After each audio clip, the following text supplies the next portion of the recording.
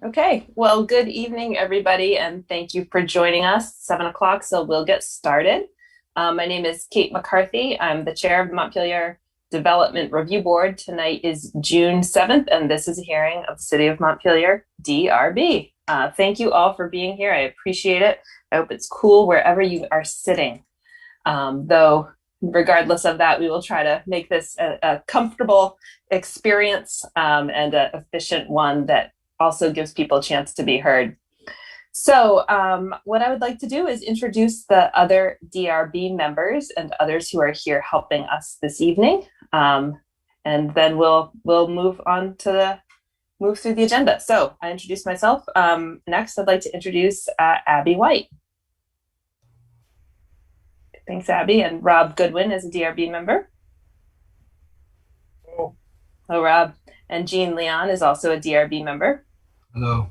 Hi, Jean. And then Michael Lazorchuk is the other member of the DRB hearing applications and appeals this evening. Good evening. And Kate, I apologize for missing the last meeting without telling you. These things happen. I was not present either, but we collectively appreciate your mentioning it, and it's good to have you here. And we're staffed this evening by Meredith Crandall, our zoning administrator, whom many of you know. Hi, Meredith. As well as Mike Miller, the city's planning director. Hey there, Mike. We're being recorded. ORCA Media is recording this evening. Good night in TV. Good evening out there in TV land. And we have our minutes taken by our recording secretary, Tammy. So with that, welcome. And I will turn it over next to Meredith to review our procedures in this remote environment. All right, so first things first, if it's noisy and there's weird background noise, let me know, because we do have the ACs all got put in the building, so I can turn it off if I need to. All right, I'm going to share screen.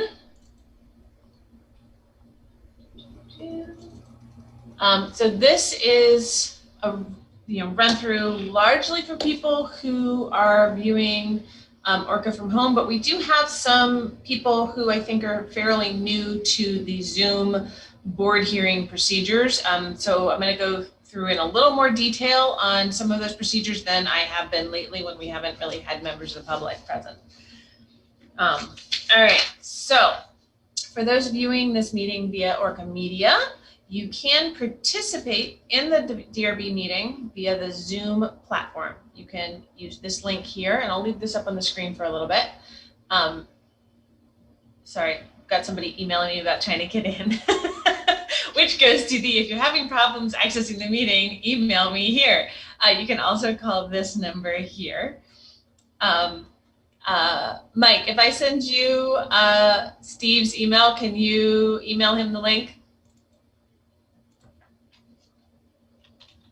Mike Miller.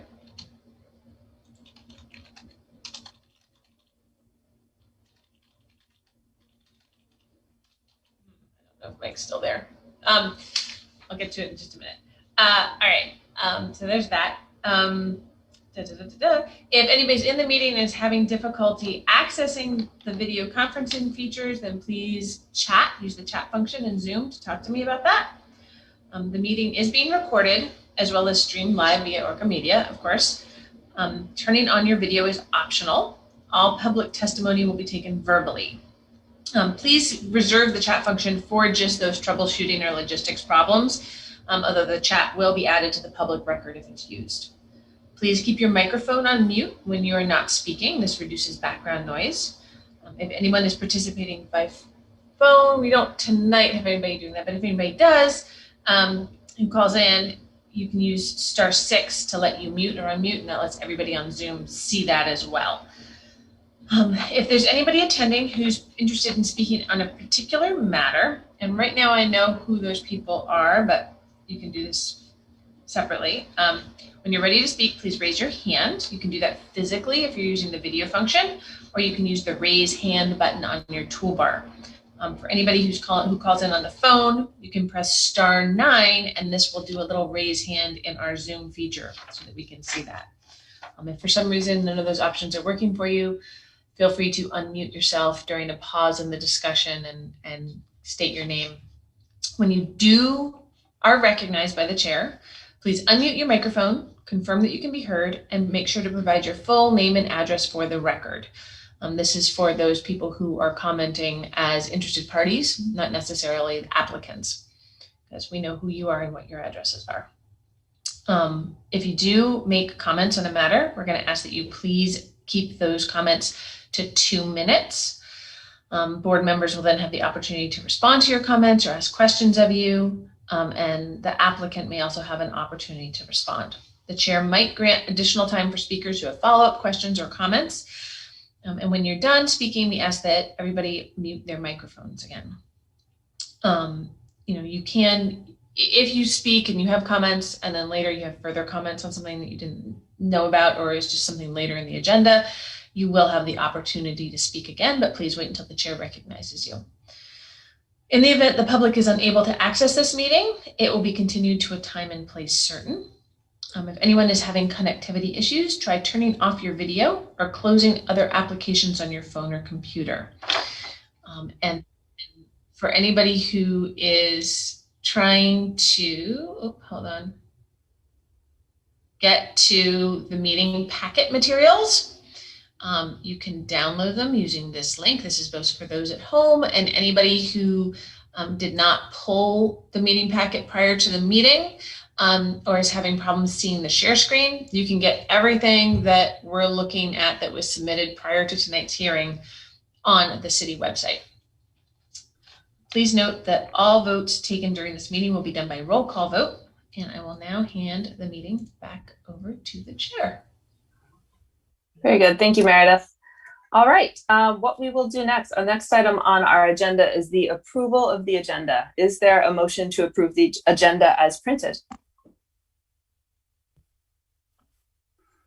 So moved. Motion by Abby. Is there a second? Second the motion. Second by Jean. Thank you. I'll call the roll.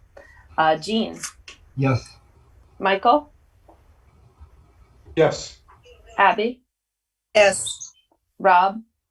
Yes. And I vote yes as well. We have approved the agenda. Thank you. Comments from the chair. I'll just say briefly, this applies to all applications, and I will say it again, but just to say up front, I want to let folks know that during the time that we've been conducting business on Zoom, we've done all of our deliberations in a closed session. It's helped us reach better decisions. It's helped us interact more effectively given the sometimes awkwardness of the Zoom environment. And I want to confirm and assure people that we've been doing this for all applications, whether simple or complex. So when you see your application voted into deliberative session, it's not a reflection on your application. It's the process that we have been using. We issue a written decision as soon as possible after the hearing concludes to keep things moving along. So I wanted to share that so that people are not surprised. The next item on the agenda is our minutes. We do not have enough people here who were in attendance at the May 17th meeting to vote on those minutes. So I'd like to move those to our next meeting, please. Okay, very good. So that brings us to our first item of business, which is 393 Gould Hill Road, review construction of a new barn on steep slopes. So the way that we're going to do this, just to get a little more specific about the overview that Meredith provided, is I will swear in the witnesses, anyone who wants to talk on the application. Meredith will give an overview. I'll turn to the applicant, Justin McCabe, for a brief overview and anything that he wants to add. And then typically what we do is we walk through the staff report, which highlights items for discussion. And we focus especially on those items that merit more discussion. And less on those that don't. So that's where we're headed.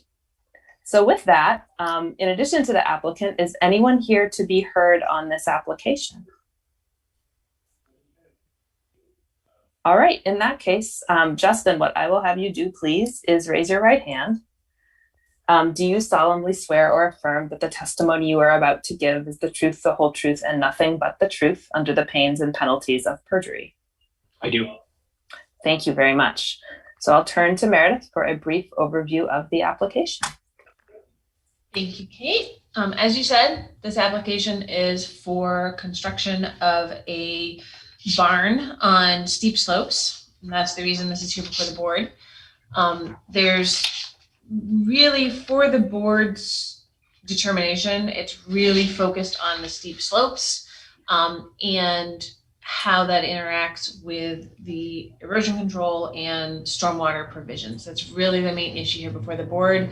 And there were some specific comments on the EPSE and site plan from the Department of Public Works that I flagged for the board. And it really, the crux of it, it would be on page 8 of the staff report, where there are some potential conditions of approval for the board to take a look at, where we just want to make sure that all the erosion controls that need to be in place are in place, and that stormwater isn't being directed off the parcel.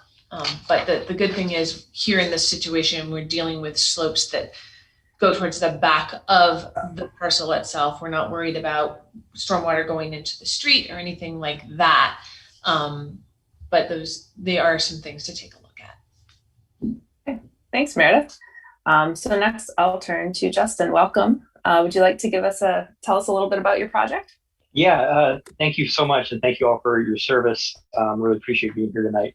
I'm actually going to try a little screen share here Sure. and see if I can make that work. I'm a visual person, so I think it makes it a little bit easier. Can folks see my screen? Yes. Perfect. So this is the barn. This is a rendering of the barn that I'm envisioning having built on my property. You can see this dark gray line right here is my driveway, representation of my driveway. The barn itself is about 28 by 35 in total. It's a timber frame barn built by Timber Homes of Vermont, just down the road on Elm Street. And the slope we're dealing with is right on the front. So this is I call it a 3-story structure in essence. So there's a drive-in portion on the bottom, which I can rotate this around to see.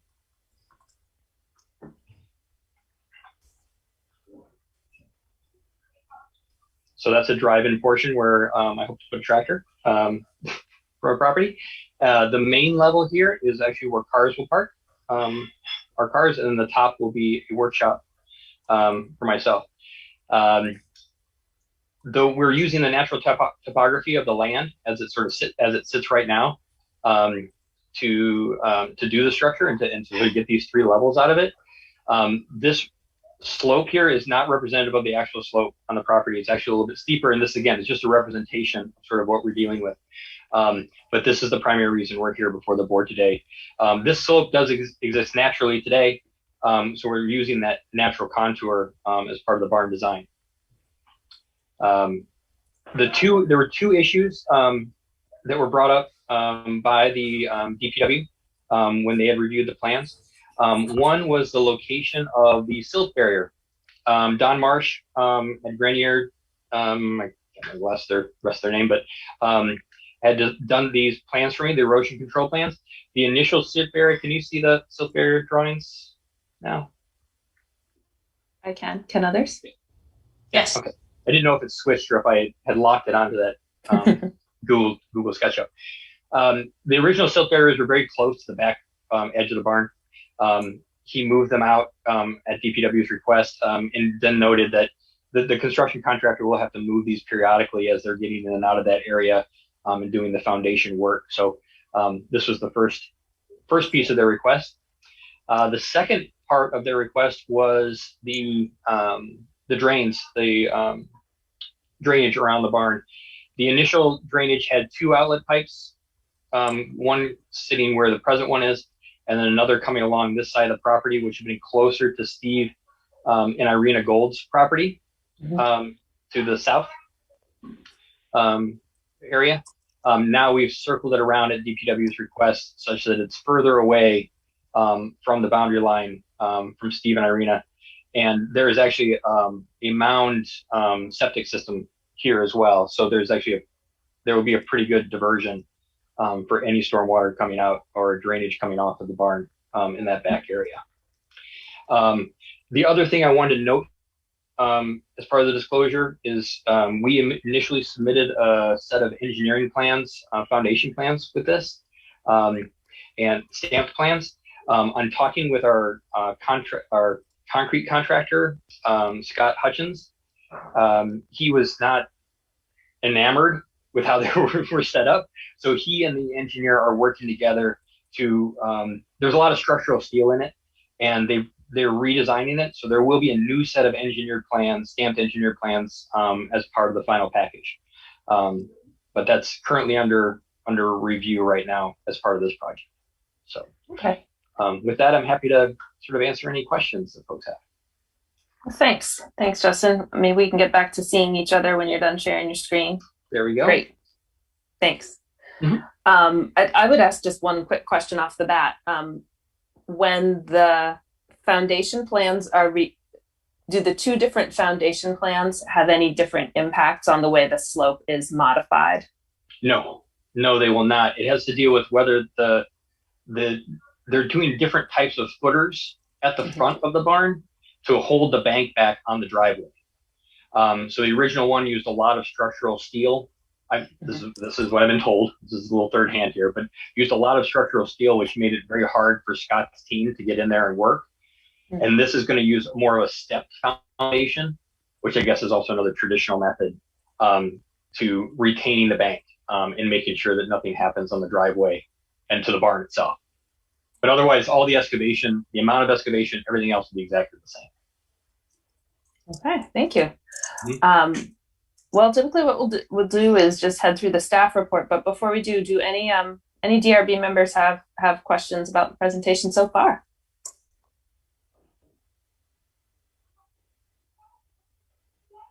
All right, so let's move on to the staff report.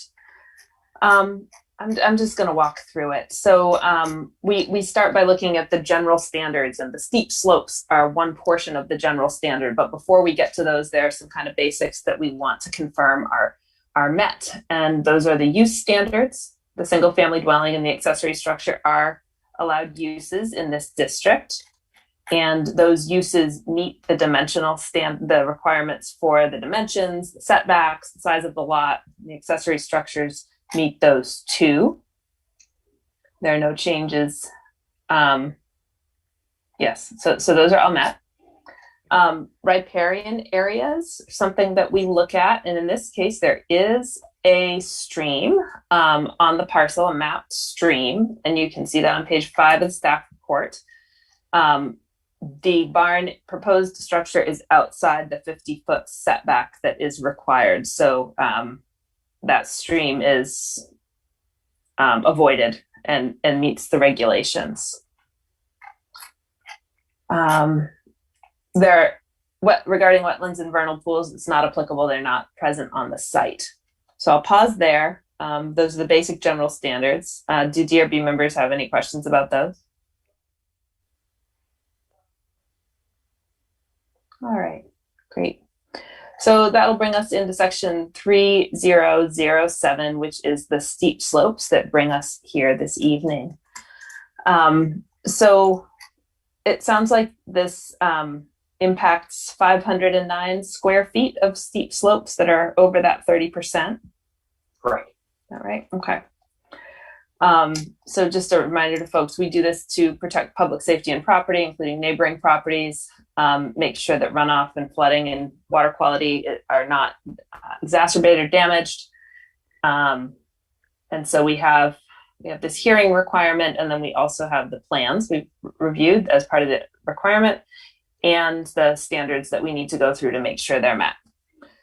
So as Meredith noted, and the applicant noted, we received comments from DPW, the Department of Public Works. And so maybe we've talked about the silt location, we've talked about the drain line. It's noted that there isn't a grading plan submitted or a before and after, slopes before, slopes after. Could you tell us a little bit about, just describe how the slope is going to change? So the slope around so where the barn is actually going to be constructed, it will be basically impounded with the concrete foundation. Mm-hmm. On the outside of the barn, we'll actually be using the natural topography again. So it should look very similar to the original slope. on the periphery. Okay. Okay. Great. We often do require a before and after with topos, and I think there's kind of a before in the slope in the slopes plan, or we might ask if you would consider a condition to include a before and after slopes plan as a condition of the permit. Sure. Okay. Yeah. Thank you. Yeah. And this is fresh. We asked the same of another applicant 4 weeks ago. So, yeah. Understood. Yeah. Understood. Yeah. Yeah. Like I said, I don't expect it to change, and I don't know. I mean, the distance from the top of the driveway to the bottom of the slope, we're really only talking about a 20-foot travel. Yeah. Total. So it's I don't know what you'll be able to actually tell on the plan, but we'll do it for sure. Okay. Okay. Thanks. Okay. So that kind of covers the recommendations or comments from DPW. So if it pleases the board, I think we should move through the standards for steep slopes. Shall we? Okay, and I just like to go through these in some detail, so forgive the reading, but I think it's important to be thorough. So the first standard is to limit the amount of disturbance, the clearing of existing natural vegetation and impervious surface, in order to minimize the potential for erosion, stormwater runoff, flooding, and water quality impairment. And what we received in our materials is that this will actually improve erosion control. And how is that going to do that? So it is a fairly steep slope, and so my driveway actually comes off Gould Hill Road, a significant amount. So the current water travel actually comes across my driveway and down this slope and washes. So the vegetation that is there and has been there since we moved in is not sufficient really to control what's happening on the edge of my driveway as it stands. And so this will actually buttress where the water is currently going and then actually give it a direction, because the water will flow basically into the front of the barn, then into the drainage, and then around and down through on the back side. So it should improve erosion around the side of on the side of that property. Okay. Trying to picture that. Originally, I thought if we put a barn where the water usually goes, the water might go faster in other directions and create deeper channels, say, on either side of the barn. But what I'm hearing you say is that the barn is designed to take on water and drain it out.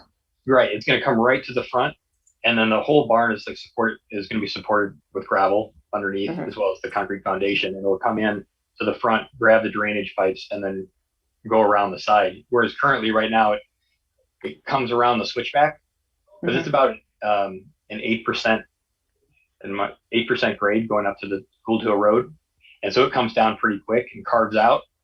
And I'm usually having to throw more fill on and trying to redirect it into different channels because it gets going pretty quick. Okay, well, thanks. Any questions about that? Don't let me do all the talking, everybody. The next standard is to preserve distinctive natural features, the general topography of the site, and the existing natural vegetation. And the testimony is that will be maintained, including a nearby red maple. And you described too how the barn will maintain the topography in terms of the hill to either side of it that it's built into. Okay. Maintain or reduce the pre-existing rate and retain the pattern of stormwater runoff leaving the property. And this is where DPW's comment comes in. And the redesign is such that less stormwater would be leaving the property than in the original design. It's going to be about the same as it is today. And as you said, it will not necessarily retain the pattern, but it will maybe even improve the pattern. Right. There should be less flowing onto Steve and Irina's property as a direct route anyway. He'll have a chance to absorb before it gets there. Okay. Produce a final grade that's compatible with the surrounding natural terrain. That's something you've described. create a harmonious transition between graded slopes and the natural terrain.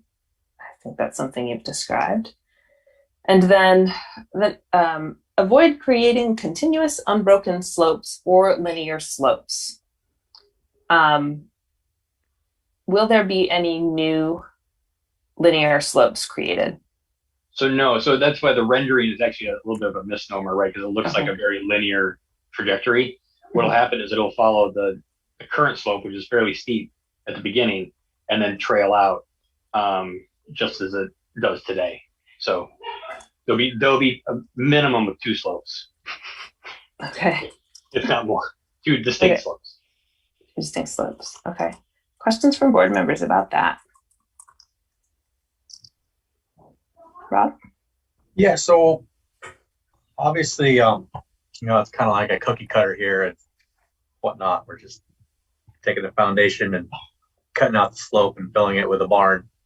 But during construction, do you have any idea from your contractor or the builder about plans for sort of like where equipment will be staged, if there's any like temporary excavation of the slope that's going to be needed and then replaced? Just if you could shed a little light on that plan, if you have any info. Rob, I actually don't. I'm sorry. I don't have an idea of how much they're going to have to remove before they can put it in. I know they're planning on doing all the work from the driveway.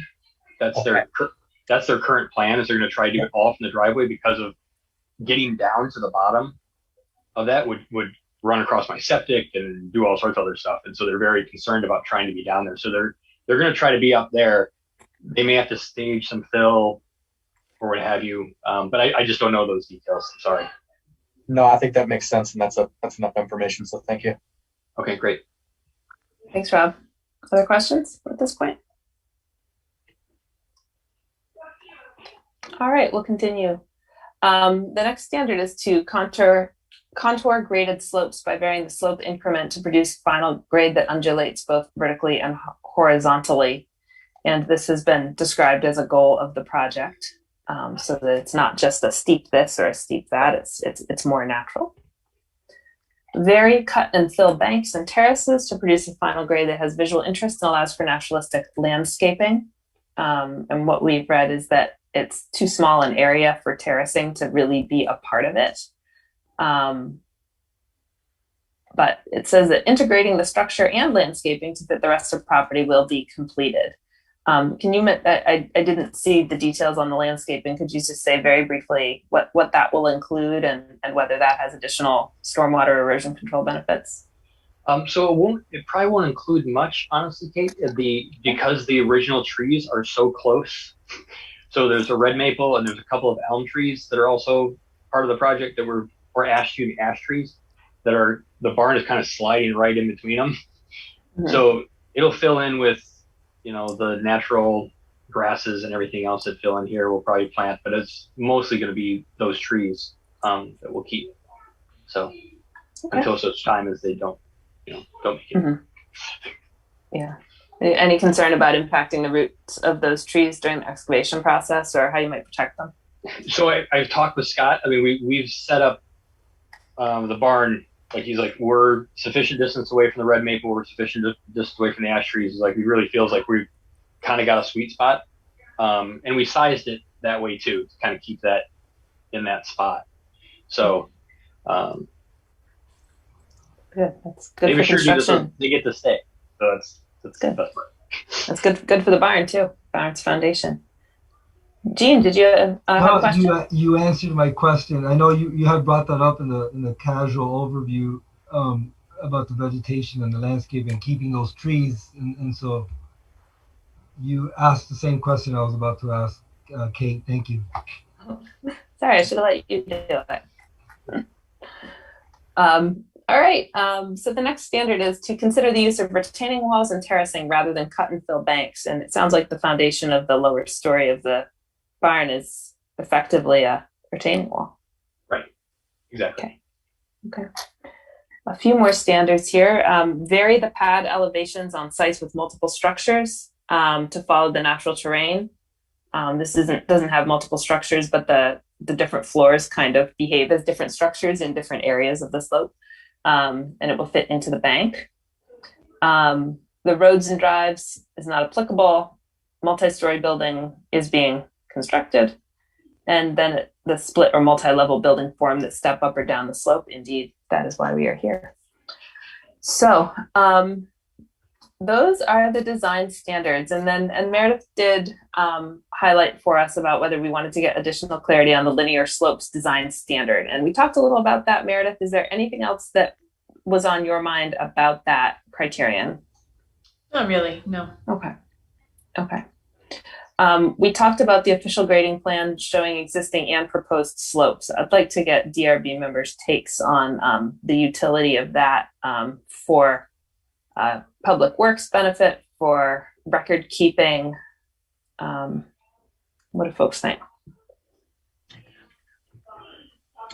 I think that's a good idea, just to see if how much the slope would be impacted, change from before to after. Yeah, the before and after condition seems pretty reasonable. Mm-hmm. I think I would be inclined to say the same thing, because I feel like I'm usually one that does say this. I think that this application is actually, use the cookie cutter analogy, very, different than the previous ones we reviewed of similar type. And because of, if you were to draw a map of proposed contours of this, you wouldn't be drawing any contours. All you would be doing was showing the building, just because of there's no actual grading or filling per se. I think I remember a previous application where there was a kind of retaining wall and they were backfilling behind it and whatnot, and it was very unclear of where they were going to be matching into existing grade and whatnot. But here it's like it's actually the when it comes to disturbing steep flows, it's like the simplest way you could say, like, okay, there's this zone here, we're cutting a hole and putting a building in it, and the rest is staying the same. So yeah, I do think this is before and after, but essentially the image and the map created for the before and after is going to be identical to what is already in the record. And so in the nation of like wherever possible to avoid the applicant from paying an engineer to just do another map, I do feel enough uniqueness with this application to set it apart from the others and not require that at this juncture. Okay. Thanks, Rob. That's very thoughtful and makes a lot of sense. And what do others think? Michael, you can weigh in if you'd like. I agree with Rob. I don't think we need any additional post-construction information from the applicant. Would it be an option to take pictures for the record? I mean, it would probably make more sense. You could actually see a little bit better in terms of what the slope actually looks like and what it will look like at the end. So like, because I can take a perspective and it might give a little bit better visual of actually what it is. If that is simple to do, and then combined with the discussion that we've just had, which is also now part of the record, that could suffice. Since you've expressed an openness to either taking pictures or having another map drawn, I think perhaps in our deliberations we can determine whether the complexity of the application warrants one or the other. Okay. Would that be all right with board members? Yes. Okay, not to create suspense or anything, but we have some good options and I appreciate that. All right, so we've talked about the footing drains, we've talked about the sediment barrier locations and the steep slope design standards. Is there anything else in those areas that board members want to think more about or ask about? Do you have the information you need to make decisions?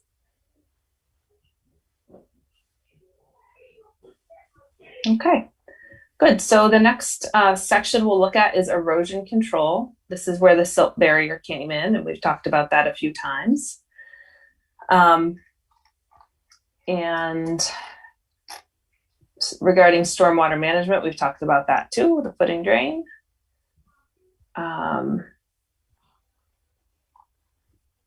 So in order, we've just seen that as part of the record in this hearing, it would be necessary to submit that revised picture showing how the footing drain goes around and where it points to. Yep. Probably as a condition of the permit should we approve it. Yep. Okay. The standards having to do with access and circulation, parking and loading, and signs don't apply to this project, so we will move past them. Those are the standards we needed to review. Board members, is there anything else you want to ask about or comment on?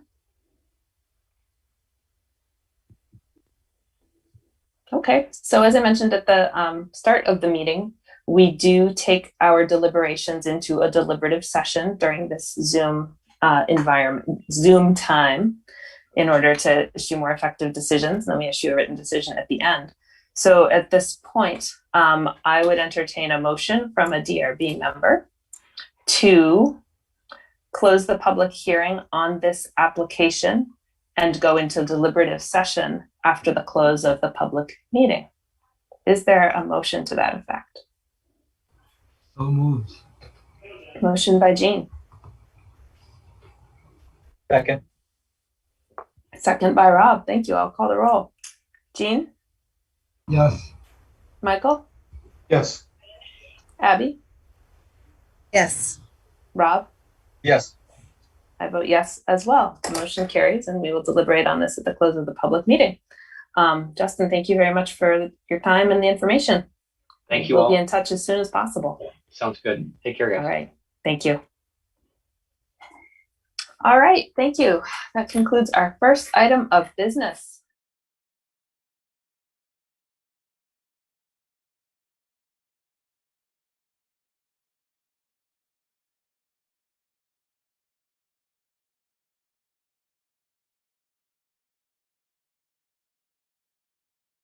Kind of a brief overview of where we're heading, and that should give folks a chance to come on into the meeting who may or may not be close to their computers. But as before, we will swear in witnesses, anyone who wishes to provide testimony on this. And that will include the appellant, that will include the applicant, and anyone else who thinks they might like to make some comments. At that point, I'll ask Mike Miller, who will be staffing this application, to give an overview. And then the likely order is going to be as follows. As in contrast to a permit application, in this case, the case or the question being brought is by the appellant. So they will present their case. That will be presented by Charles Phillips and Elizabeth Strobel, and then the board will have a chance to ask questions. After that, the property owner, Steve Ribellini, will present his case, and the board can ask questions. And then if there's anyone else here who's interested in being heard on this, they can make comments. We ask that they stay relatively brief, 2 to 3 minutes, and then the board can ask questions. At that point, depending on what's come up and what has or hasn't been resolved by that time, I'll invite responses from the appellant, the property owner, and additional questions from the board as needed. So that's where we're headed. At this point, I would like to swear in anyone who wants to speak on this application. So anyone who is going to make a public comment, if they could please raise their right hand. Thank you. Do you solemnly swear or affirm that the testimony you're about to give is the truth, the whole truth, and nothing but the truth under the pains and penalties of perjury? Yes, I do. Thank you very much. So I've just sworn in Steve Ribellini, Charles Phillips, and Betsy Strobel, and Richard Shire. That's H-E-I-R. Shear. Thank you. Thank you. Very good. So I will turn to Mike Miller to give an overview of this appeal. Mike. Good evening, everybody. So I just wanted to kind of give a quick update for members of the board as well as the public. So appeals of the zoning administrative decision are pretty rare. We don't get a lot of them in the city. We usually resolve most of these before they ever get to you. But when we do have appeals that go to the board, it's not required under law, but we like to, as a policy, as a part of good governance, go and hand the appeal off to somebody else, which is me as the planning director in this case. And that's just to make sure that there's no sense that anyone, to have the zoning administrator write a determination or a decision and have that get appealed, and then the staff report's written by the zoning administrator, somebody may not feel like they're getting a full picture. So we always hand it off just because it makes good governance. And so that's why I'm here to handle the staff review side of the zoning appeal in this case. So as Kate mentioned, in these cases, the appellant has the burden of proof. So it's kind of a little bit different than what you're used to looking at. And so we'll also only be looking at a limited number of things because we're not looking at an entire application. We're looking at the merits of the appeal that was presented. So there is an application pending associated with this as well, and it's been left on hold waiting for the outcome of this decision. So there will be opportunities to kind of address the application, or if you need to condition something, you do have that ability because there is an associated application, but your decisions and your motions that you'll be making and either approving or denying is to approve or deny an appeal. So unless somebody has some questions about some of the format or details, I'll just go through a quick, real quick summary. So this was. Excuse me, Mike. If I could just restate something at the risk of being really redundant or obvious, just because it's a little new. So we're not appealing a permit. This is not an appeal of a permit because no permit has been issued. This is an appeal of a decision that the zoning administrator made regarding a zoning violation. And so the decision that was written up about that zoning violation had some facts in it and some findings, and the nature or the veracity of those facts and findings are being questioned through the appeal. Is that right? Correct. Okay. Thank you. Please go ahead. Thanks. All right. So this did start a little bit back last August. There were some complaints about the light. So the property in question is 197 Main Street. That's owned by Blueberry Associates. And the neighboring property is 4 Harrison Ave, and the residents at that property are the ones who had asked and had had some complaints about the lights that had been installed. There was some investigation, some studying that went on, and eventually Meredith made a determination on that, and that is, as Kate mentioned, is what is being appealed. Now, the owner of the property at 197 has been working to try to remedy the issue, and so there is an application. The construction was done, the lights were installed, but now there's an application pending to kind of address the installation of those lights. So that's a little bit of the paperwork background that we're looking at. But the appeal was of the determination, which was in your packet. And we're really going to be looking at four items. One of them is just to make an affirmation about the validity of the appeal, which there is a staff finding in there, staff recommendation on that. And then 3 facts within the exterior lighting that should be addressed. One of which is about the shielding, one of which is about the total lumens, and one of them is about the allowed lamp types. So there are basically going to be 3 decision points, I think, that would need to be made in this appeal. So Meredith will still be here to answer some questions if you have questions about the determination, but the staff report, those questions, I will handle those. Thank you, Mike. At this point, I'm going to pause and see if DRB members have any questions about anything they've heard so far.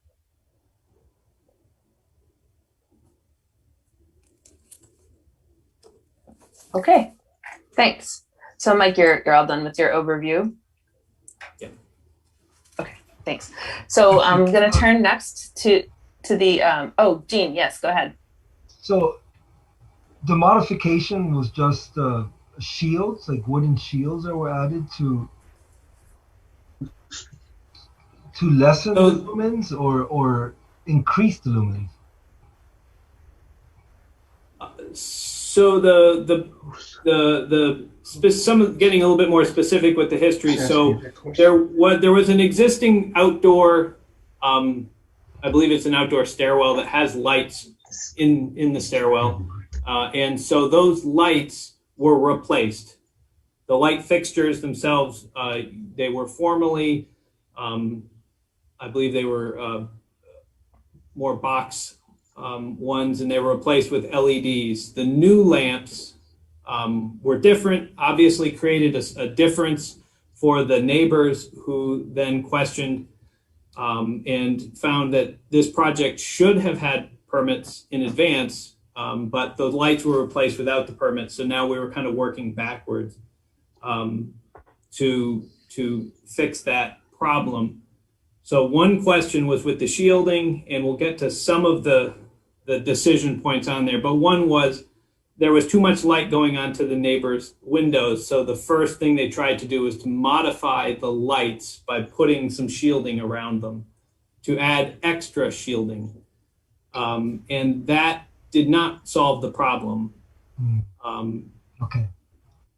And so the question, the application continued, but there was still a question of whether it, whether it did or didn't meet the shielding requirements, whether it did or didn't meet the lumen requirements.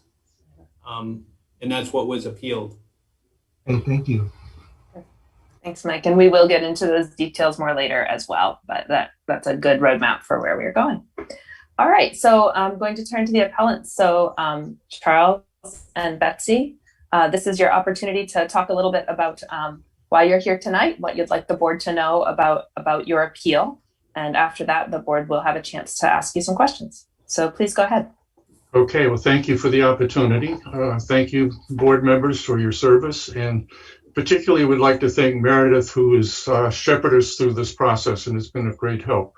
And I should note that we've been neighbors of Steve for a number of years, and we've had issues like trees that needed to be removed and fences and all, and we've always been able mutually to come up with a satisfactory solution. So we're optimistic that we're headed in that direction. As was Michael outlined, there were some new lights put on the back of the apartment house on Main Street, and from our vantage point, drastically increased the amount of light that was coming into our backyard, and particularly into the backside of our house. And it's a fairly straightforward issue. Steve has already tried to remedy it, and somehow in the process, I think some of the regulations came to play, not because we knew what the regulations were, but that the type of light that should have been installed was not installed. So I think that's basically where we're at. Okay. So. Yeah. Okay, you're both welcome to speak at any point if you like, but okay. Thank you. All right, so do board members have any questions so far?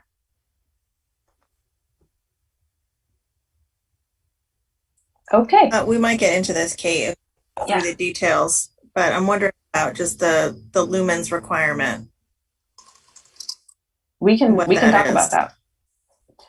The lumens require, we can start kind of bringing some of the facts of the case to the surface. So I might turn to staff for this, but I believe it's a max because it's 80. It's because of the zone where it's located, because of the purposes of the light, the reasons that lighting is used. There are 8 units, which allows 10,000 lumens per dwelling unit for a total of 80,000.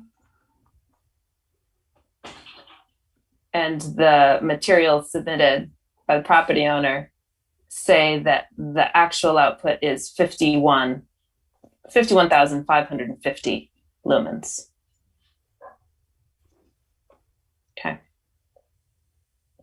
Okay. Correct. Okay, thanks. That's a nice segue. So next we'll turn to the property owner. We'll turn to Steve Ribellini. If you'd like to tell us, present to us what has been happening for you in this case and what you'd like us to know. Okay, well, thank you very much. First of all, I just wanted to make it clear that we didn't add any light fixtures. We just replaced existing ones. And these existing ones have a flat lens on them. I think one of the reasons that they look so much brighter is one, they're LEDs. And a question had come up at some point could the bulbs be changed to a warm white bulb? But it can't. They're not bulbs in there. They're like an LED strip. So there's nothing to change. If you take the cover off, there's no bulb to unscrew or and change. Then we did try to put a wooden shield about out of a 1x4, maybe say the lights are around 8 inches square, and I think the shield's about 12 inches square. Hoping that would direct more light straight down. Because this is a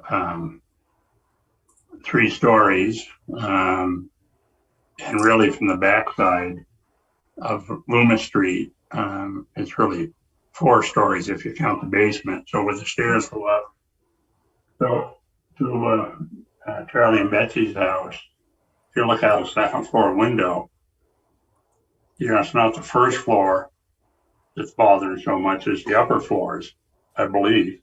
Right. Yeah. From what I understand it. Yeah. They're actually seeing underneath the light, I would say. Okay. And this was nothing we did on purpose. The lights had burnt out over a period of time. When you get that many fixtures and a bulb would burn out and a ballast would burn out or something. And so at some point, and we'd had some issues over there with lighting. And so we just thought, well, to do the right thing, we'll just have the electrician come put these new lights in. So we said to him, replace these lights for us. And they did. And that's when we started down this road. So, we were hoping this shrouding would have helped some, and I think Betsy had said it in an email, it had helped some, but not as much as they would like. And it's primarily the upper floors, you're right, because those are the floors that shine, on us. We've got the fence that's providing a little bit of relief from the lower floor light. And, So I'm hearing, sorry, go ahead. Oh, no, even though I think they're a higher or brighter light than what was there, we're within the lumens of them. So, that's why we were trying to do something to maybe shield them. And we want a light that's bright enough for the tenants going up and down 3 flights of stairs. Yeah. Okay, thank you. Board members, some questions? Jean, go ahead. So on those, what you specified on the box fixtures that you added, can you implement or put an additional shield, plastic, clear, shielded, tinted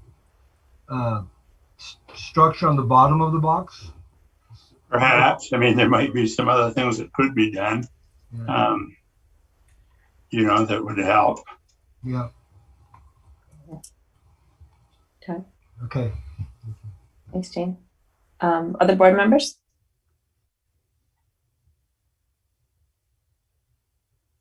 I'm just trying to,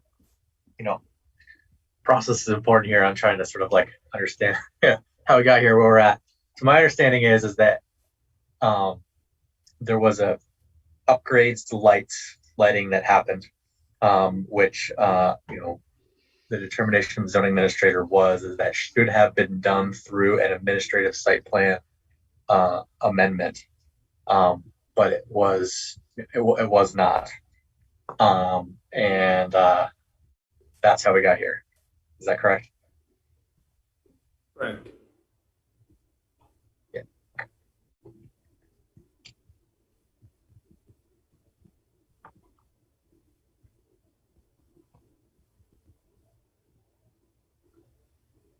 So there's an issue not just with the lumens, although it sounds like that's maybe not. So if the limit is, as you said, Kate, 80,000, we're at like 51. There's also the issue of the temperature of the light, and it sounds like that may be more of the issue, that the Kelvin which determines how warm or cool a light is. In this case, it's more on the cool side. Am I understanding that right?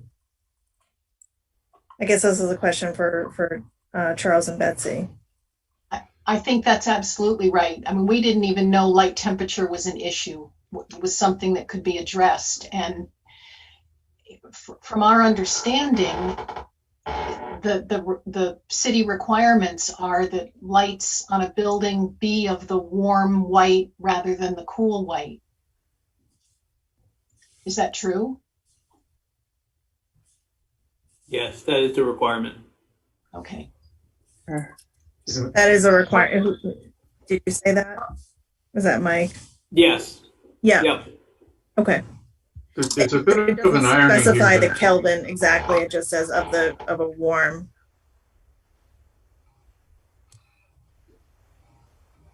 And there is a significant difference, in especially with the LEDs on the cool white. Hence, we're here. I recall 10 years ago, I was working on street light swap outs, and we were going from like that kind of cool, moody, pinkish sodium light to the LEDs. And there were a lot of conversations in communities about how alarming that is. And that's an extreme case, of course, but just kind of following on what Jean said about just the quality of the light with these different bulbs can really catch your attention. Different technology. Other questions from board members? Okay, so this is a good discussion, and we're going to keep kind of. I do have a question. Yeah. Is there a possibility of replacing the light strip, Steve, that you described to be of a warmer variety? I don't know that. That question only came up today. I know I heard it today, so I didn't have time to investigate whether that could be done or not, but it may be possible. I did look into to see if they could be put on a dimmer, but that type of, so I thought we could just, because they're all turned on and off with a photocell, I was hoping we could put a dimmer in and just dim them so that when the photocell came on, they came on to a not quite as bright, perhaps, but you can't do that with that type of light. Okay. Yeah, I know a lot about LED technology, and there are different, you can do so much in terms of changing the temperature of LEDs remotely. So that might be just something to talk to your electrician about, like what are the other options available. Or perhaps the company that built the light. Yep. Would know more, and I'd be willing to do that. Okay. Great. Thanks. So I do want to make sure there's an opportunity for other folks who have an interest in commenting to have the chance to do so. And I know that I swore in Richard. So Richard, if you'd like to speak, this is an opportunity, and anyone else who is here to be heard on this.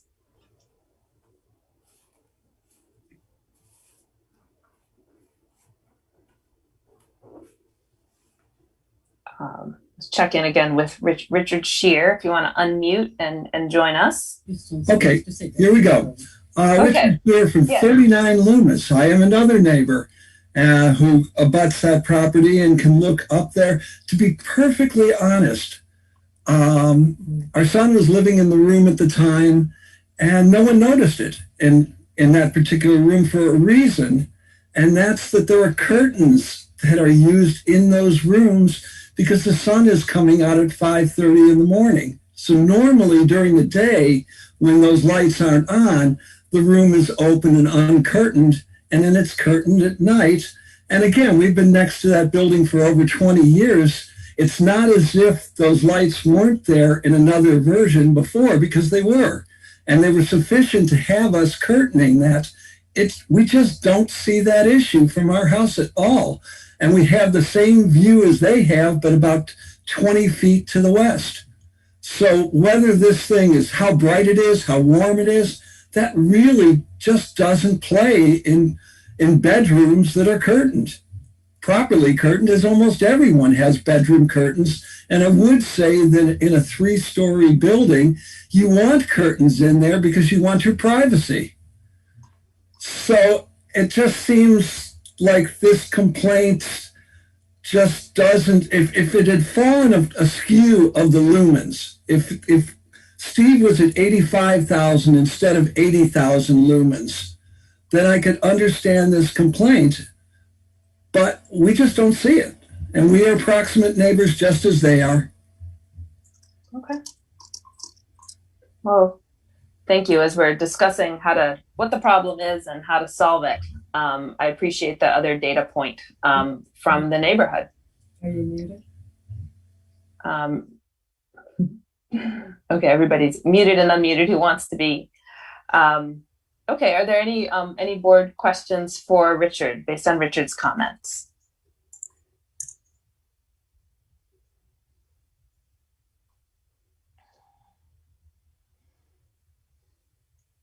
Okay, so I had said that at this point there could be a little bit of back and forth and rebuttal, if you will. Rebuttal, it's kind of an informal process, but an informal formal process. I think what I would like to do is go through the staff report and use that as our framework for further discussion. We've touched on a lot of the key points, but during that or after that, there will be an opportunity for both the appellant and the applicant to speak again. So if that's agreeable to all, I'll go that way. Okay. All right. So we're going to look at the staff report. I hope folks have it. As Mike said at the outset, there are a few determinations that we need to make, and the first is that we need to, as a board, affirm the validity of the appeal. The findings, we must determine that it's an appeal of an administrative act or decision, and it's a determination of noncompliance that is being a determination of violation that's being appealed. It must be made by an interested person, and the neighbors are interested persons. It needs to be done on time, within 15 days of the issuance of the decision, and that was done on time. And the notice of appeal was proper, including noticing and publication and information shared with all. And that was properly done. So the appeal is valid. Do board members have any questions about that? Okay. And just as kind of a background for the permit that is in the background of this, that is being contemplated, it is a minor site plan review, so it doesn't require a lighting plan by a designer or an engineer. So that's why we're talking about the things in the way that we are with the materials that we have. All right, so we've talked about the lumens and the allowability. It has to do with this being class 2 lighting, which is about visibility, safety, and security. And that's a primary concern. And then we've got different zones in town for different types of lighting. And this is lighting zone 1, which is the Res 3000 district. So let's go a little bit deeper. We've started talking about the shielding. So the standard that we need to meet here is all outdoor lighting fixtures shall be shielded in accordance with figure 3-21 of the zoning. All class 3 lights in zone 1 shall be fully shielded regardless of initial lumen output. So we've received testimony that some 1x4s were used to put, the light fixture itself was about 8x8. The 1x4s were about 12x12, putting a 12x12 square. And we've heard from the appellants that is not sufficient, particularly for the upper floors. I think something I'm interested in knowing, given the elevation difference between the home on Harrison and the one on corner of Loomis and Main, I'm wondering, there are other places besides Montpelier with hills and homes and apartments, and I wonder if anyone knows what some of the best practices are, whether for types of light fixtures or shieldings, when it comes to places that are configured that way. Are there special light fixtures for just this purpose on the hillsides of Italy? I'm just kind of wondering if anyone's given any thoughts to that.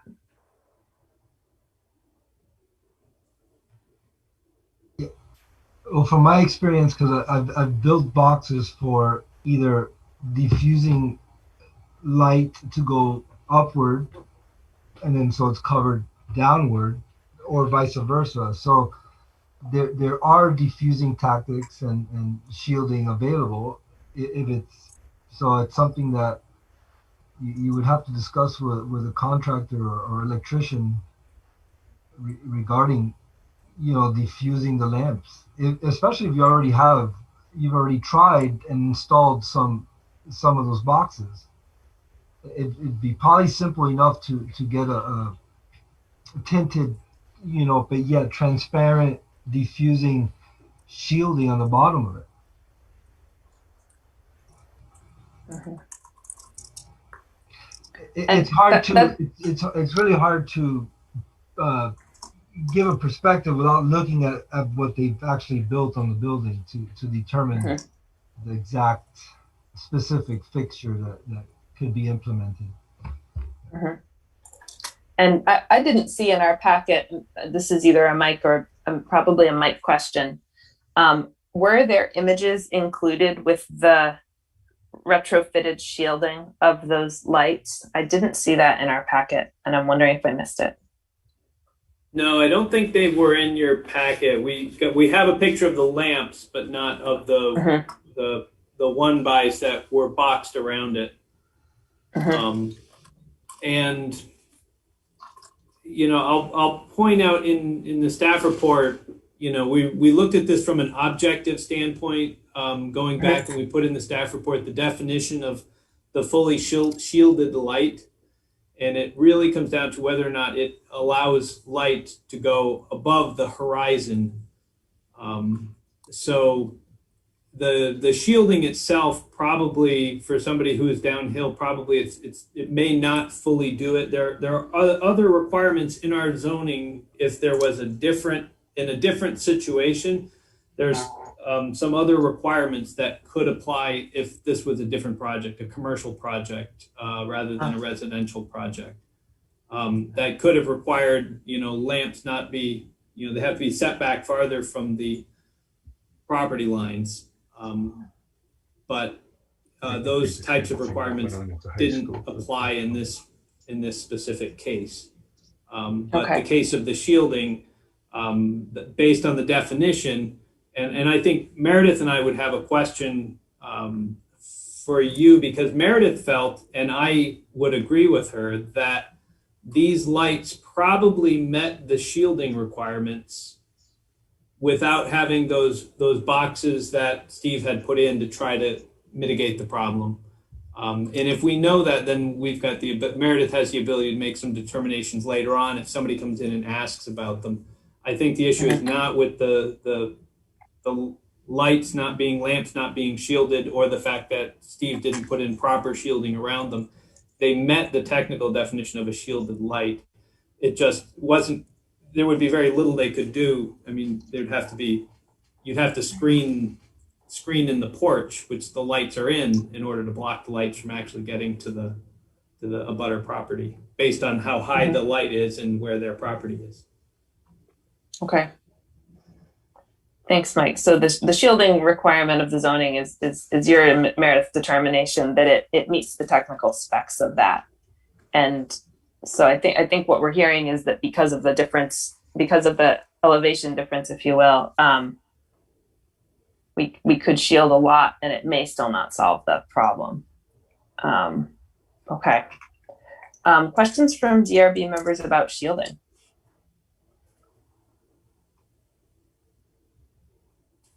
Okay, and I'll kind of go in order. I'll give Charles and Betsy a chance to comment on that if they wish, and then Steve about shielding before we move on. So go ahead if you'd like, Charles and Betsy, if there's anything you want to add. I think that Steve went beyond to put those boxes around, and you're right, it's the elevation as much as anything that is making it bright on our property. Okay. And I would add, I'm assuming that the board would take into account the tone of Steve's letter. I don't mean Steve, I mean Richard's letter. And there's some factual things that he said that are not accurate. I particularly took offense by the statement he felt that we had fictionalized the facts. That's tantamount to calling us liars. I don't think it's appropriate, and I don't think it furthers the discussion, and that's all I'm going to say on that account. Okay. Thank you for responding to that. We've noted it. Thank you. Speaking of a little more on the shielding, Steve, is there anything you wanted to add on that topic before we move on? No, just one thing, and that was that these boards are 1x4, so technically they're 3.5 inches wide. And I believe the light itself only sticks down 1 inch from the ceiling. So, there's about 2.5 inches of shielding. I thought about putting like a 1x6 on there or even a 1x8. But if I did that, then the box itself fits down, where it could impede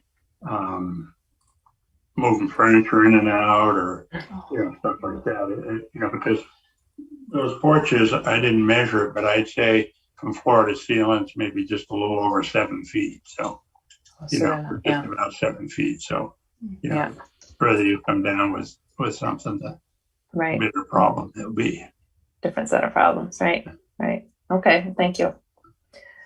I'd like to move on to the next of the standards that we're looking through here in the staff report, which has to do with output. We talked about lumens. That's the measure of output, and what's allowed is 80,000. What's there is 51,550. So about just under, less than 2/3 of what is required. And I as one board member, I would be challenged to assess what additional lumen reduction would end up being enough. Where would that sweet spot be of safety, as this lighting is meant to provide, and inoffense from nearby properties. I don't know that I can pick it, given that it's already at 2/3 of what's allowed. I don't know how much lower one could go to make it work. So I'm going to invite board member comments or questions on this issue, and then we'll do the same thing, Charles and Betsy, and then Steve.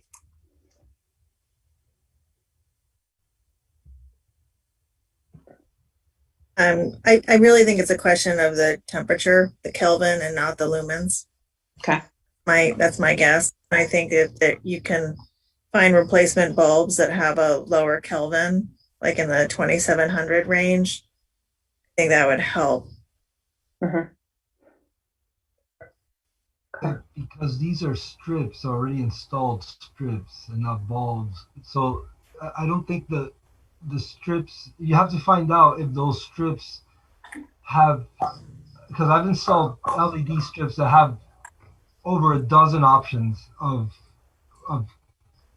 warmth and temperature and lighting, and so like you could fade them, you could color them. So find out if those strips have any options to, like you mentioned earlier.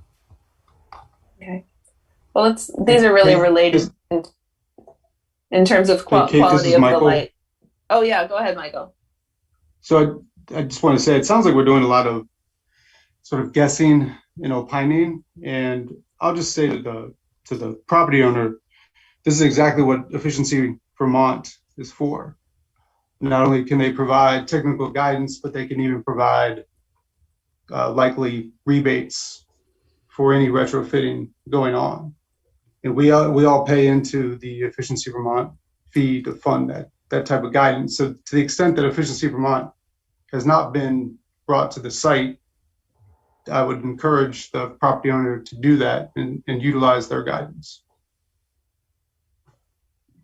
Thanks, Michael. That is a resource that's available, and we can know some basics about the science of brightness and the kelvins, and I'm glad I know what K stands for now. We know what warm is compared to what's there, but for that more in-depth lighting design and efficiency and possible rebates, yes, indeed. And I'm happy at this point to sort of combine our conversation about lumens, which is the total output standard, and lamp types, which is the kelvins and temperature conversation in our comments next. So Rob, did you have a question? No. Okay. Good. So we're kind of focusing in on what is under one's control, possibly at this stage. And it seems like a possible next step that would, well, I'm sorry, we're supposed to be making findings, not designing a project for you. I want to give you that is your prerogative. But what we've determined is that the standard regarding lumens is met. Based on the conversation and the observations by our staff about the brightness of the light, we are arriving at the conclusion that the standard regarding lamp type is not met with what's been installed because it's too cool. The temperature is too cool. And I assume that a likely remedy would be to get a warmer temperatured bulb, as we've been discussing. So according to the staff report, we are finding that the appellant's claims for relief based on the lamp type are valid, whereas the shielding is met, the lumens are met. They strictly speaking meet the regulations, but in that third category, the lamps do not comply with the zoning. Is kind of where we're landing. Board members, any questions about what I just said? Okay, so I'll turn to Charles and Betsy and then Steve for any comments or reflections or additions at this point. I think the suggestion that Michael made about contacting Energy Vermont is worthwhile pursuing. I think there are a number of questions in terms of how effective remediation would be in various forms. And as I said at the beginning, Steve and Betsy and I have been able to work together. And I suspect we would be able to continue to do that. So I don't know what we need at this particular point, other than I feel confident that maybe the three of us can work out a satisfactory solution without having anything mandated at this particular point. I don't know how Steve feels. I don't even know how Betsy feels. So I may be in trouble when the evening's over. You can go on mute for a minute if you need to. Leave the room. I would think that changing the temperature of the light and keeping the number of lumens the way it is would be satisfactory. And if it's not, then it's on us. Okay. And I appreciate that we're having this conversation. I want to, for anyone watching or wondering, just note that we are doing this within the framing of the zoning requirements. So we are not in the process of saying, we've got this really creative idea that's not required by the zoning, go figure it out. So this is within the bounds. So that idea about warming up the light, Steve, would you care to respond? Yes, I would respond. So like I said, I think that may be possible by one, as I said, talk to Efficiency Vermont and also talk to the manufacturer of the lights, because maybe they do make a strip that could be retrofitted to those. Like I say, and I think it's been mentioned a few times that to put in warmer temperature bulbs, but just for the record, they're not bulbs. We always call them light bulbs, but they're really not. Bulbs is shorthand for bright device. Yeah. No, and both Charlie and Betsy have been good neighbors, and we have had other conversations, like they said, with a tree and with a fence one time, and maybe a few other things, maybe even a tenant or two. I don't think we've gone there. Outside of our jurisdiction. But so yeah, if we could, I don't know what decision has to be made tonight, if any, if we could like extend for 30 days or something like that. I'm fine with that. Thank you both. Thank you all. I'm going to look to Mike on procedure, but I believe it's the DRB's job tonight to determine whether the appeal parts of the appeal that have merit based on our evaluation. And I think that we've discussed that the shielding requirements are met, the lumen requirements are met, but the temperature requirements of the zoning are not. And so on that basis, the appeal is have a valid claim.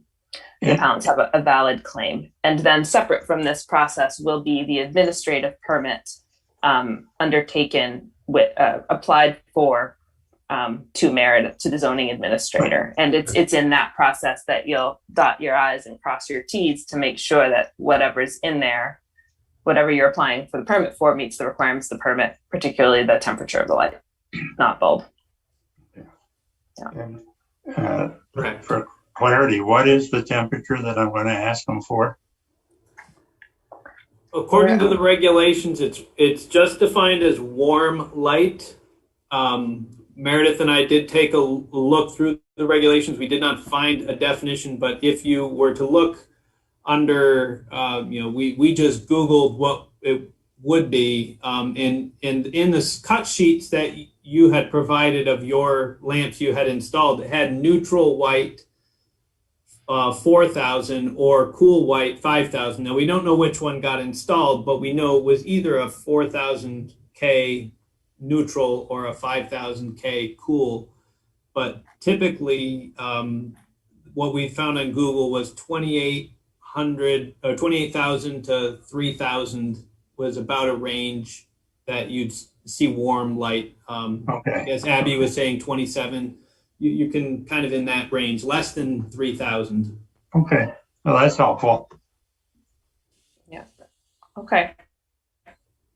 Very good. So, if I could just make one final comment, just to the neighbors and to Steve, as we work our way through, and maybe this is also helpful for the public and for the DRB. My role as planning director, I work with the planning commission to write the zoning that the DRB and the zoning administrator gets to implement. And what we try to do as much as possible is to make good sets of rules. So therefore, if we find that, let's say Steve gets warm lights and installs them and we still have problems, that's helpful for me to know. He's not in violation of the zoning, and therefore there's probably not much legally you could do from that standpoint, but it's very helpful from my perspective and from the planning commission's perspectives to make sure that our rules are doing what we want them to do. So if it works, if the warm lights fix the problem, then we know our rules are doing what they're supposed to be doing, which is, if you put in warm lights and you meet this lumen and you have this amount of shielding, then it should be good. And if they don't, then it's also helpful for us to know, because we'll have to go and take a look at the rules to make sure there isn't something that we overlooked or something else that we should be checking for. And it may just be this is a unique case. Normally, you can't have a light above 25 feet off the ground, so usually that's not a problem for an abutter. But in your case, these are in a stairwell that's much higher than that, but that's legal because it's part of a building. Yep. So it may just be a unique case that the zoning will never be able to account for. But whichever way this works, I would certainly be interested in finding out how this turns out, just so that way I've got the information I can take back to the planning commission and make sure our rules are doing what we want them to do to make sure that we're being good neighbors and creating good situations. So however this turns out, I'd appreciate hearing back from everybody. Okay. Thanks. And Mike, perhaps there even becomes a definition in the definition section of what is warm, what the range is that is warm. That's probably implied in what you're saying. So that's already in our notes. On the list. Already there. All right. Any last questions from DRB members before we move on? I think we've gotten through this. All right. In keeping with my statement at the beginning of the meeting, we will be deciding upon this in a closed deliberative session and then issuing a written decision. And we're doing that for all applications in the Zoom environment. So with that in mind, I would take a motion from a DRB member to close the public hearing and go into deliberative session after the close of the public meeting. So moved. Motion by Jean. Second. Second by Rob. Thank you. I'll call the roll. Jean? Yes. Michael? Yes. Abby? Yes. Rob? Yes. And I vote yes as well. Thank you. We will deliberate on this at the close of the public meeting. Thank you to everybody who participated, including folks who may have signed off. This is important for people to have their voice and to take the time, and thank you all for doing it. Thank you very much, everyone. Good night. Good night. All right, that brings us to the third and final item on our agenda, which is 27 Liberty Street. We'll give folks a chance to come on or off the call. Welcome to those who are joining. Very good. So shifting gears a little bit. Thanks for waiting and for being part of this hearing, those who have been tuning in and waiting. So we are looking at 27 Liberty Street for the demolition of part of a historic structure. The way that we're going to proceed with this is we're going to swear in the witnesses. That's anyone who wants to speak about this application. And then Meredith will give us an overview of the project, then we'll hear from the applicants. And then we'll walk through the staff report with a focus on those items where there are bigger question marks and kind of looking through those, not spending a lot of time on the areas where that don't apply. Okay, so for anyone who would like to be heard on this, could you please raise your right hand? Okay. Do you solemnly swear or affirm that the testimony you are about to give is the truth, the whole truth, and nothing but the truth under the pains and penalties of perjury? Yes. We've got some yeses. Very good. So we've just sworn in Rick Cannon, Gary Rose, and I'm sorry, what's your name? Lori Rose. Also Rose? Great. Okay. Thank you. Thank you all.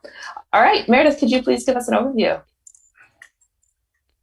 Yes. So, as you said, in this situation, we have demolition of part of a historic structure. The building as a whole is listed on the National Register of Historic Places.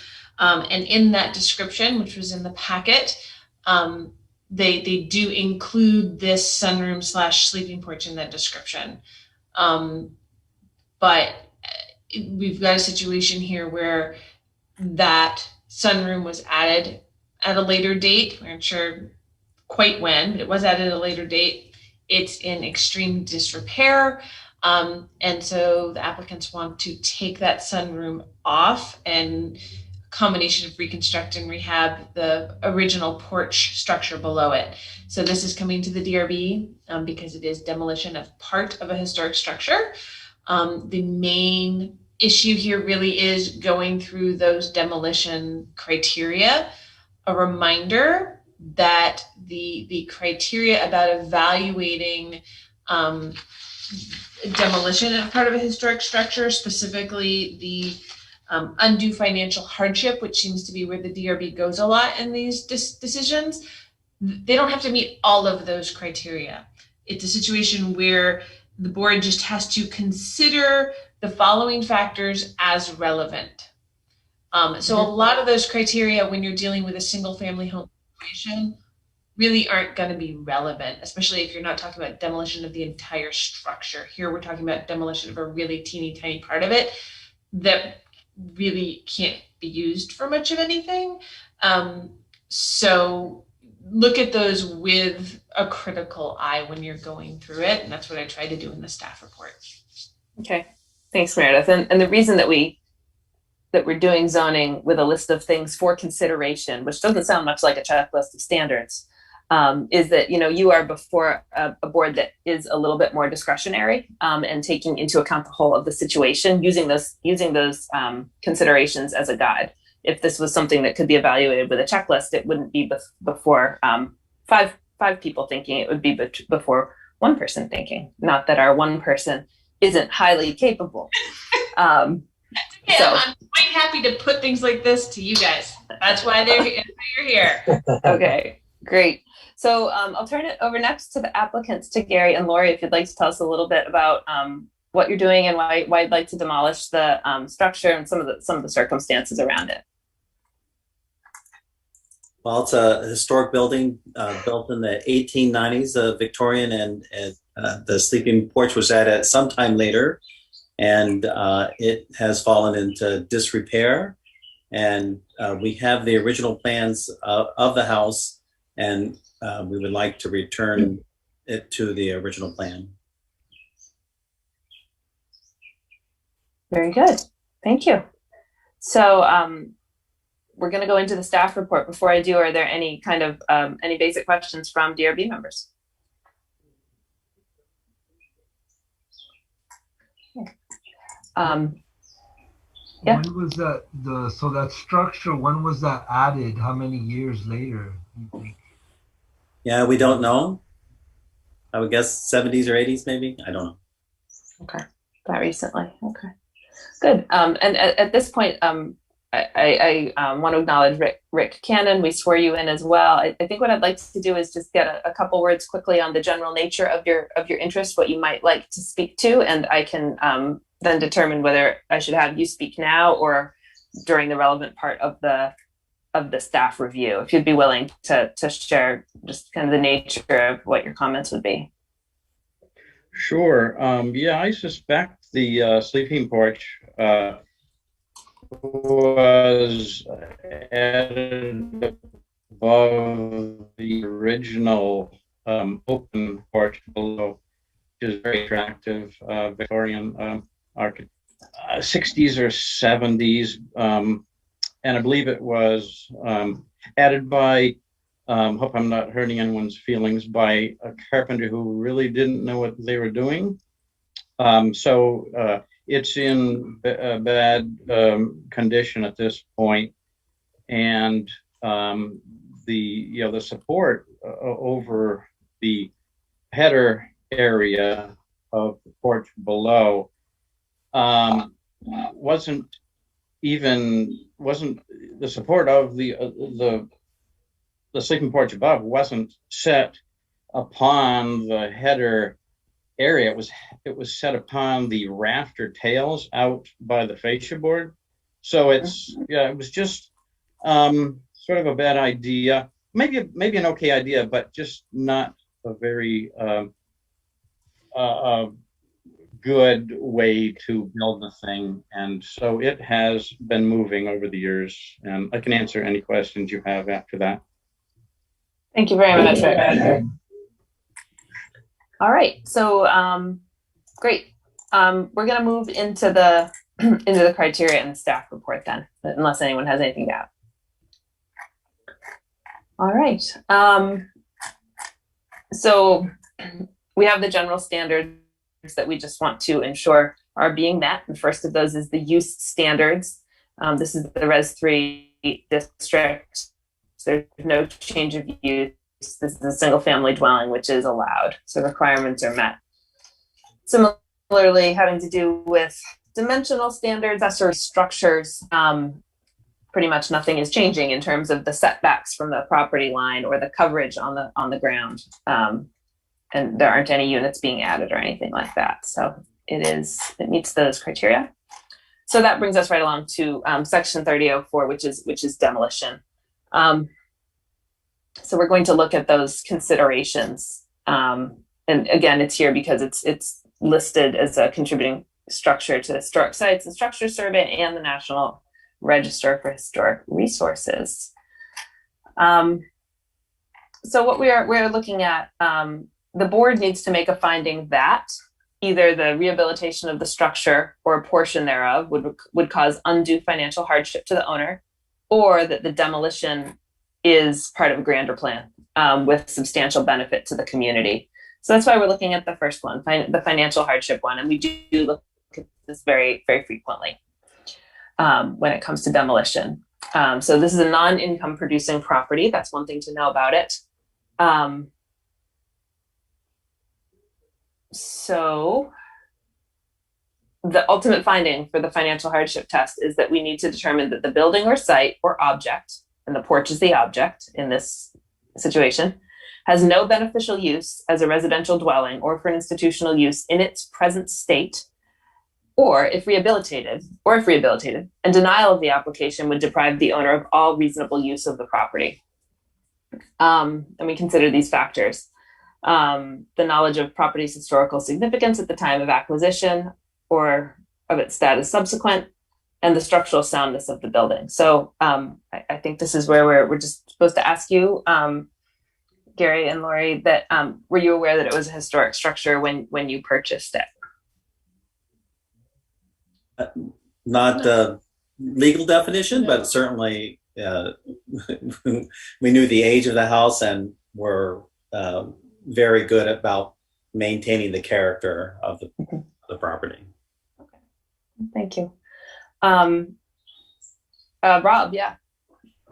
Yes. Well, I just wanted to point people's attention to maybe page 6 of the packet here. I could share my screen maybe for the public and put it, since I have it right up here. There we go. I think it's pretty bad. But yeah, I don't know. I just think everyone should see this before we get to these questions. And I'm looking at this, and maybe I would ask seems like first individual that spoke was construction savvy. Is there a risk of that coming down and causing damage to the actual historic porch? That would be certainly a concern of mine here. Maybe not spelled out in our exemptions exactly, but just wondering if that's a risk here. Yeah, thanks, Rob. Rick or Gary or Lori, you're welcome to answer. Well, I think, you pointed that out well. It's, it can collapse. I don't expect it to collapse the next month, but I don't think it's going to make it through the next winter. And you can see the outer walls, like I mentioned earlier, of the upper sleeping porch. It just wasn't built right, and you can see it's wasn't attached to the building right. And yes, the damage to the original porch below would be most likely catastrophic. Or if someone's below it when it falls. Right. Very catastrophic. Yeah. Okay. Thanks, Rob, for pointing that out. And has it been that way since you bought the house, or how can you tell us about the condition of the sleeping porch and how it came to be so deteriorated, or what caused the deterioration? I think it's gradual over time and weather and snow and ice damage. Would you say there's anything about the original design that made it less robust than it should have been to withstand the weather and snow and ice? That would be Rick. That's out of ours. It's kind of a big question. I'm sorry. Yeah. You don't know. I mean, we shoveled the snow off the roof, but that portion of the roof is very difficult to get to. Mm-hmm. Yeah, like I mentioned, it just wasn't built correctly. It's not attached to the house correctly up at the top, and you get a couple tons of snow on that, and then rain. It'll slowly pull it away from the house, which is what's happening.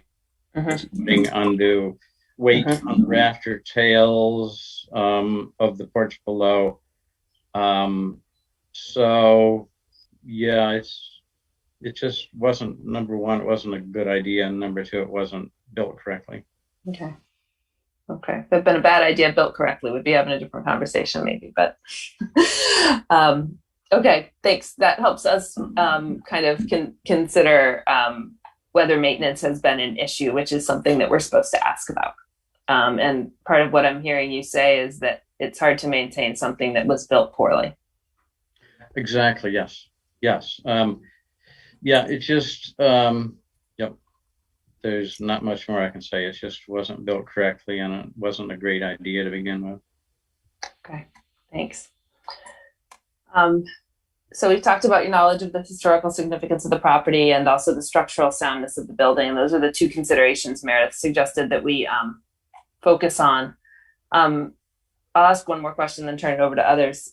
Did you construction's expensive. We know, did you look into what it would cost to rehabilitate it to a point where it could be a useful part of the house? Another thing that we sort of consider is the economic feasibility of rehabilitation of it. Well, you can ask Rick, but I think it was not rehabilitatable. Yeah, my opinion would be it would probably be at least $40,000, maybe $50,000 with the cost of building materials now to remove it 100% because there's no value there right now. You have to totally take it out, then build a new one with decent windows and such. Yeah, at least $40,000 at least to rebuild it, and a very small fraction of that, fairly small fraction of that to return it to the way it was back in the good old days. Okay. And I couldn't quite eyeball it, but we're talking about something that's 10 feet by 8 feet. It's pretty small, isn't it? That's correct. Good guess. Really? Yes. Great. Okay. All right. Wow, we're on a roll. Okay, thank you. Thank you for that estimate on the fly. I realized I put you on the spot to talk about money. Thank you for doing it. All right, so I'm going to encourage DRB members to take a look at this list of criteria of considerations on page 5 of the staff report and just open it up to questions from DRB members.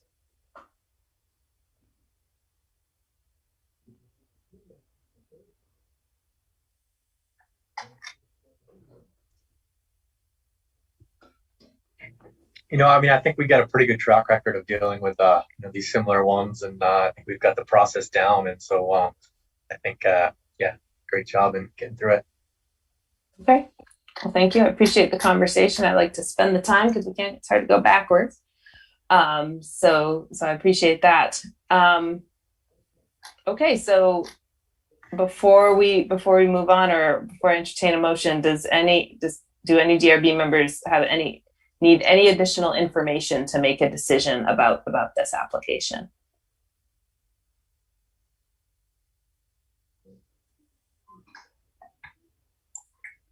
Okay. If not, I'll entertain a motion to close the public hearing, I'll back up. You may have heard me say this once or twice already, but we do all of our deliberating in a closed deliberative session because of the sort of complications of the Zoom environment. It's not a reflection on your application. So is there a motion to close the public hearing and go into deliberative session after the close of the public meeting? So moved. Motion by Jean.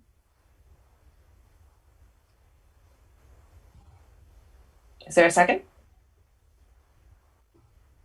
Second. Second by Abby. Thanks. I'll call the roll. Jean? Yes. Michael? Yes. Abby? Yes. Rob? Yes. And I vote yes as well. So we will consider this in a closed session after this meeting is over. You'll get a written decision as soon as possible after that. But thank you very much for being here. Thanks for telling us about your project and helping us think it through. We'll be in touch as soon as we can. Thank you. Thank you very much. Thanks. Thank you. Good night. So what's next on the agenda? Other business? Other business. Thank you. Of course. So our next meeting is June 21st, 2 weeks from tonight. Do we expect to have hearing applications, Meredith? Do you know? Yep, we'll have a meeting. Very good.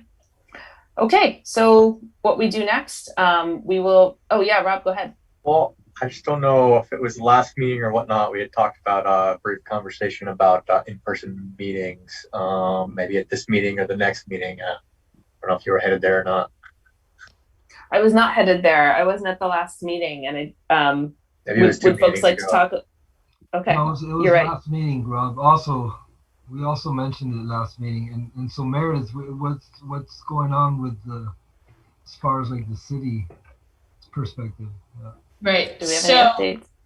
I don't really have an update. Still pretty much the same status, and that the city council is going back to in-person meetings. And Mike can correct me if I'm wrong, but last I heard they were going to start doing that in July. And so, the other the committees and boards that get appointed by the city council will be able to choose when they go back to full in-person or do a hybrid version.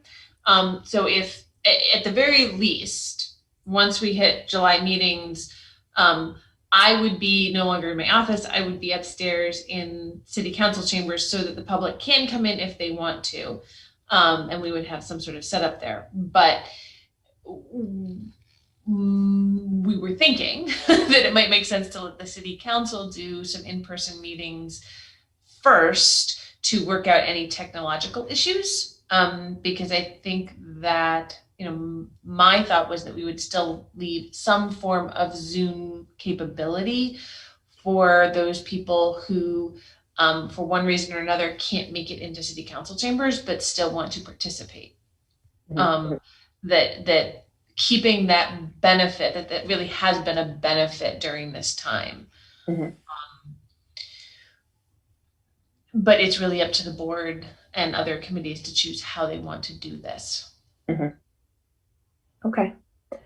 I'm agreeable to seeing how it goes with city council before coming back. I also agree that this approach has provided access that's important for people.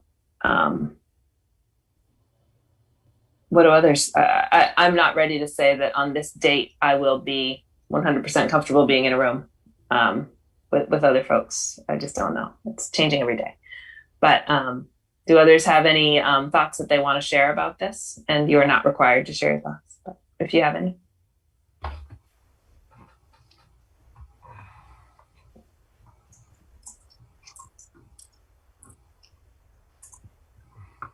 I will say we have other boards that have chosen to stay remote because they prefer this format. So 100% remote? Yep. I mean, we'll have to go and we'll have to provide an option, as Meredith said. So, for planning commission, I would have to be upstairs in the we would set up some computers up there for people to come in and have a remote access to a Zoom meeting. But everybody else from the planning commission is going to remain in the Zoom remote format. They don't want to go back to meeting in person. And I know there are a couple others that like that. Okay. What were you going to say, Abby? I think that there's potential challenges in quality of meeting if there's half of the people are remote and the other half of the people are together. I don't know how to resolve that, but I know that that's in a lot of the return to work literature I'm reading. Teams and organizations are making choices to either be kind of all in person or all remote so that there's more equal participation and access across everybody. So I put that out there as just a factor. Yep. And that's one reason I was thinking we could wait and see how city council manages things, especially with the technology. Because there are groups of people, even if we're just looking at COVID specific, there are groups of people who can't get vaccinated and aren't going to feel comfortable being in a room with a lot of people, but we don't want to keep them from being able to participate in the process. And so having some sort of good flowing remote system for that, and it might mean that we need to have, all the board members need to have screens at their spots in the round so that their features can be seen, and there needs to be some way for the ORCA streaming to be part of the Zoom. We're not quite sure, which is one reason I'm thinking we will let city council work out some of those issues, because they're going to have public participation the same way the board does, even if it's not for an application per se. Yeah. And I would say in some ways our public participation is a little more intensive and interactive. It's less reporting or commentary and more engagement and sharing of documents. And I think the document sharing in this has been very valuable because when we're in that room, it's not like we have a projector where everyone in the audience can see. And this is very visual work that we do. Yep. And that's one of those things that I would like to try and keep. And that might be having a couple of different big screens, not the big projector screen, but an actual monitor screen that is logged in so that maybe myself and one or two other people in the room have the ability to share their screens to that big screen to be able to share documents. Yeah. Okay. So it sounds like we don't need to make any decisions tonight. Are there any other factors that DRB members want to make sure are considered? And there is a factor, I mean, so not everyone has, so it works vice versa too. Not everyone has access to this format. So there has to be we have to accommodate those groups or folks who don't have this capability of accessing Zoom or have the internet. Yeah. Accessible, yeah. Yeah. Thank you, Jean. That's an important point too. Let's do like a standing check-in on this as we go along and see what there is. It may not be necessary next time, but certainly the time after that. Yep. Sounds good. All right, great. So let's take 5. Meredith's going to send us, if she hasn't already, a link to the deliberative session Zoom. So please come back at 8:56. Do we need a motion to adjourn, to close the public hearing? Yep. The public hearing. Yep. But I wanted to say when we're coming back before we adjourn the meeting. Rob, did you have a question? I was just gonna say that make Meredith's comment. Okay. Do you have anything else to say instead? Perhaps a motion to adjourn into deliberative session? Close the public meeting and adjourn to the deliberative session. Motion by Rob. Is there a second? Second. Second by Jean. I'll call the roll. Jean. Yes. Michael. Yes. Abby. Yep. Rob. Yes. And I vote yes. I will see you all at 8:56 in the deliberative session. Thanks to anyone who watched and thanks to everyone who participated. Good night.